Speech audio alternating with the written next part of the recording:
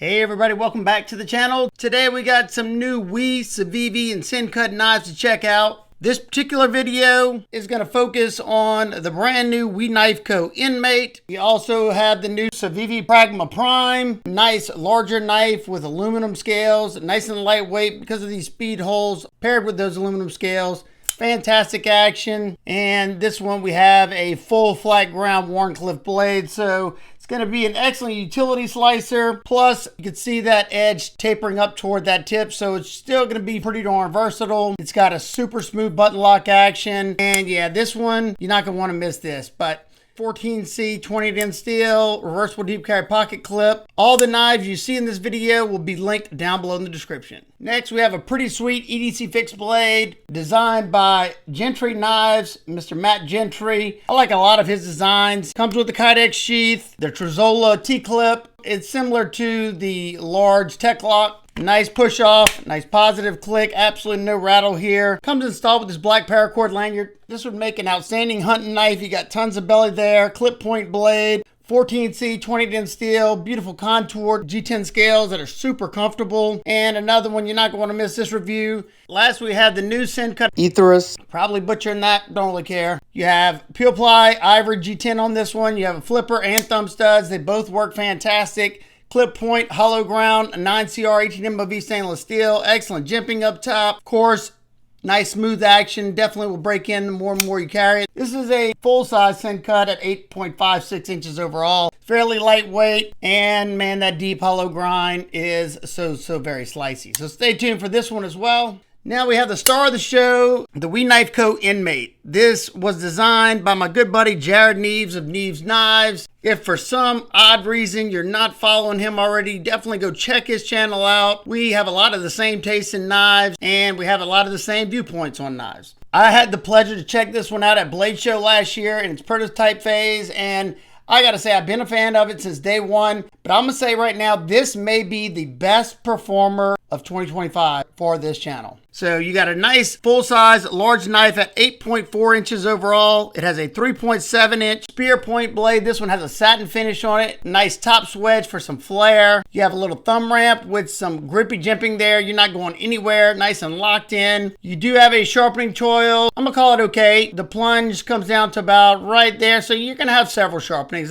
It's more than okay. So the key is whenever you sharpen it, not to put too much pressure here, because you can see this side is good. If you flip it over this side, it's starting to flare, and that's only because they put a little bit more pressure on this side. Blade steel on this one is CPM 20 CV, hardened from 59 to 61 HRC. You have the Neeves Knives logo right there. Blade hole, we'll talk about later. You have a nice needle-like tip there, great for piercing, and this is going to be a very versatile blade shape. You got a low tip spear point, pretty much in line or a little bit below the actual pivot, so I can easily use it for doing drag cuts like that, fine precision cuts. It's going to really excel. And then you have just enough belly to do stuff on a flat cutting surface, and in-hand cuts should be great. So this is going to be a jack of all trades. I'd say, it's going to be very good at some things and just good at others. What I'm most excited about with the Inmate is the fact that we have nice thin blade stock here coming in at 0.10. I think that's about the same as a Benchmade bug out. However, this one's doing it a lot better than the bug out because you have this deep hollow grind that comes down on my particular sample to around 13 to 14 thousandths behind the edge. So this one should be an absolute slicing machine, and we're gonna find out.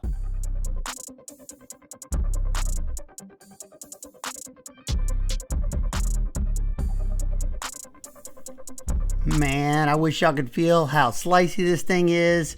Not to mention it's got a fantastic edge out of box. But the geometry and the blade thinness, the stock thinness, is allowing this thing to be one of the best slicers I've tested from WE all year. I haven't had all their models, but I've had a handful, and I've had some pretty thin ones. But this one really takes the cake. I mean, slicey. Just like I like it. I'm going through it without any issues. I am choked up, so I don't get hung up anywhere. Now we're moving over to the ergos on the wood, also testing that edge, and it's making short work of this. The contoured scales feel absolutely amazing. They're filling out the hand perfectly. There's no crazy choil areas. I don't feel the pocket clip at all. And I'm able to get a lot of force into the wood. Not to mention making fine curls with a breeze. I'm choked up as well on this one just so I don't get hung up in that forward area. Move on to the 1/2-inch sisal rope, and this is where I can tell how much bite this knife has. And as you can see, I'm using the pointer finger grip for a lot of this because it's that sharp and that thin, and I'm guessing the edge bevel's, you know, fairly thin on this one as well.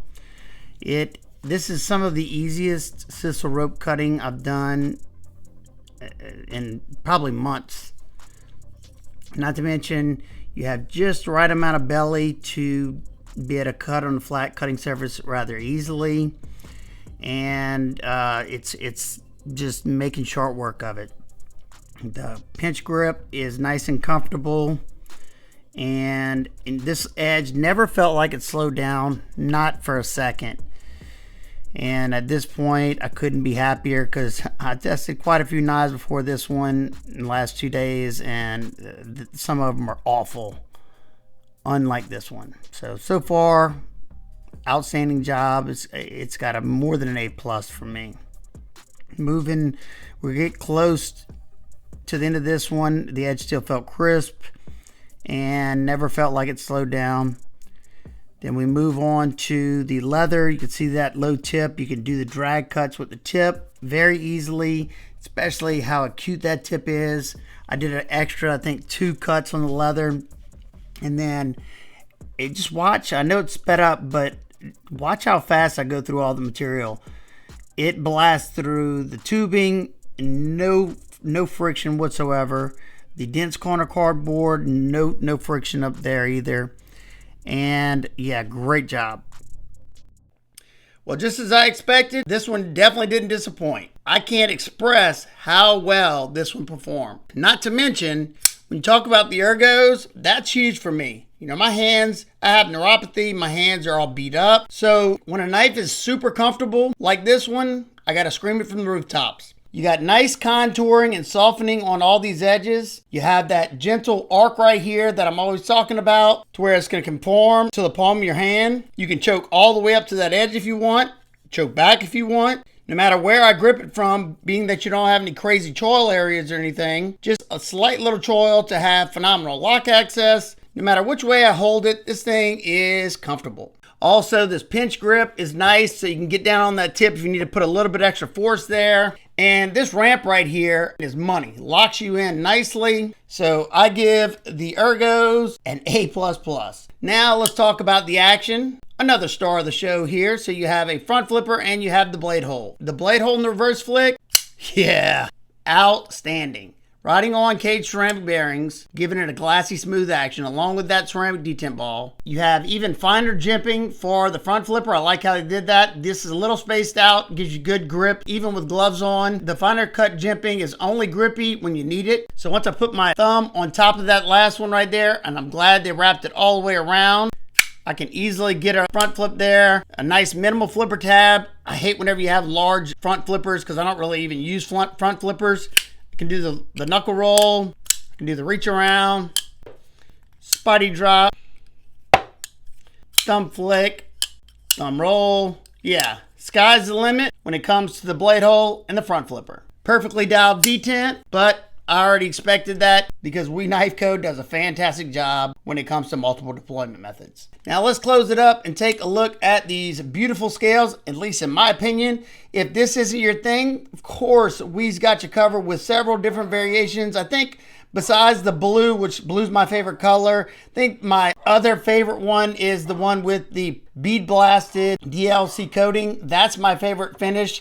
Same finish that's on my We Knife Co adder. It's just a beautiful finish. You don't have to worry about it scratching up on you, and it helps with corrosion. But this one, you got a nice vibrant blue with a even more vibrant gold in the milled lines there. You have the same color anodization on the T8 Torx, which is also pretty hard to do to match two different pieces there. Now the pivot collar and hardware is like more of a bronzy color. Then you have the same color anodization on the titanium backspacer with the integrated lanyard loop. You have a geared pattern, pretty much flush with the scales. And then flip it over to this side. You have the same beautiful milling pattern. It carries over on the pocket clip. That's pretty sweet. You have a mill tie pocket clip. However, it is tip up right hand carry only. Sorry about that, lefties. Another thing that Jerad did that I was super excited to see, and I figured he would do it because we both talk about this a lot. Look how clean this lock side is. See what I'm always saying, it very clean because he put the lock relief on the inside. Excellent job. You have Torx TA construction throughout. Excellent. And besides the contouring and these little milled lines on the tie, they've also pocketed out the titanium on the inside to lighten it up as much as they possibly could. Look at all that pocketing. Tons of pocketing in there on the top and on the bottom. That's probably as much as you can go with a pocket knife. Bringing your weight to 4.14 ounces. Perfectly acceptable for me. That's good. Your balance point, being that you have the tie backspacer and the thicker tie scales, it is going to be a little bit butt heavy. It's just backed a little bit behind this little cutout right there. Not terrible or anything, and not something to where it feels like it's going to tip one way or the other. The lockup on my knife is sitting at around, I'd say 50% or so. That little texture they have on the hardened stainless steel lock insert, I don't know. It almost looks like that's carbonized. I don't know. I just like the look of it. While we have the macros on, I love this nice chamfer, and look at that texture. I don't always love texture, but when it's done like that to where it's not going to tear up my thumb, and you don't have an aggressive angle on that chamfer, so this isn't super thin like I see all too often. And then of course, being this is Jerad's knife, you know you got to have that good lock access, something I love as well. So they have this side come down further. So the lock access, in my opinion, is absolute money. Your lockup on this knife, I mean rock solid. No movement in any direction. Exactly what I'm looking for. Now time for some quick size comparisons. As you can see, it's pretty much identical in length to the Wii Praxis and the Wii Adder. And it's just a hair shorter than the Ontario Rat 1, good bit bigger than the Rat 2. And it's pretty much identical in length to the Spyderco Gale Bradley 2, and it's just a hair longer than the Spyderco PM2. And lastly, it's very similar in length to the Quiet Carry Large Waypoint and the Artisan Cutlery Crusoe. Now, being that absolutely no knife's perfect, what are my nitpicks and complaints? Now, this is nitpicks for me. First, there's no lefty love. It doesn't affect me, but it affects my lefties. And if I want to be super nitpicky, maybe it would have been nice to see this plunge grind come all the way back here. However, like I said, it's super nitpicky because you can be able to sharpen probably to around where this stick is before you have to worry about it, because this is a hollow grind, as long as you don't put too much pressure. But other than those two things, what are my final thoughts? This one checks every single box for me. Performance, outstanding. You have a super slicey hollow ground blade, versatile blade, thin blade stock, 20 CV steel that held up great. Ergos, outstanding, because of those contoured scales and all the nice softening that we did all around there. Hopefully you can see that. If you look at the edge right here, even though they did put a bevel there, you can see how it's a much harder angle. Well, if you look right across the way, you can see how it kind of melts off into that contour. You can see it even better there. So that, paired with the contouring on these scales, makes this thing extremely comfortable, being that you have this downward slope right here, so that's going to conform to the palm. This has been one of the most comfortable Wii knives I've tested all year, and the best performing Wii hands down for me this year. But all I know is I've liked this from the beginning. I love the versatility. The action is straight addictive. So this particular variation comes in at $298. Do I think it's worth it? For me, absolutely. Comfort means so much to me. And then to top it off, you have the thin stock, slicey blade, versatile blade. All the things I look for in a perfect DDC, this one has. Beautiful action. My preferred means of deployment, that blade hole. So if nothing I talked about is a deal breaker, like maybe you're a lefty, I understand that. If you're interested in this one, I will have it linked down below in the description along with the new Sin Cut and Wii knives. Using my links helps me pay for my testing materials. I can't thank you enough. If not, no sweat at all. So that's going to do it for today's video. If you have any questions in particular, feel free to ask me down below, and I'll do my best to get back with you.